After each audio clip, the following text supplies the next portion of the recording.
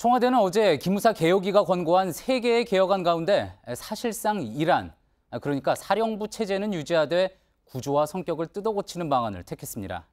이 개혁위는 기무사 대신 군사안보사령부, 정보지원사령부 같은 새 이름도 제안했는데 문제는 이런 간판보다 내용이겠죠. 유선희 기자입니다.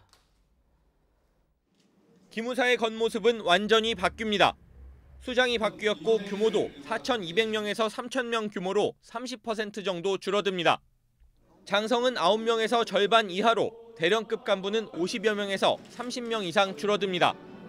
기무사 개혁위는 군사안보사령부, 보안방첩사령부, 정보지원사령부 등 새 이름을 붙이라고 권고했습니다. 1950년 이승만 정권 시절 만든 특무부대가 4차례 이름을 바꿔 기무사가 됐는데 27년 만에 또다시 간판이 바뀌는 겁니다. 문제는 70년 가까이 이름만 바꿔가며 무소불위의 권력을 누려온 기무사의 정치 개입과 민간인 사찰 속성입니다. 청와대는 사령관의 대통령 독대 권한을 없애겠다고 발표했습니다. 과거 반복돼온 정권과 기무사의 유착고리를 끊어 정치 개입을 막겠다는 겁니다. 하지만 장관이나 합참의장, 각군 총장 등 군 수뇌부의 비리에 대한 보고 등엔 예외적으로 독대를 허용할 수밖에 없습니다. 필요한 예외 조항이지만 악용될 가능성은 여전히 남습니다.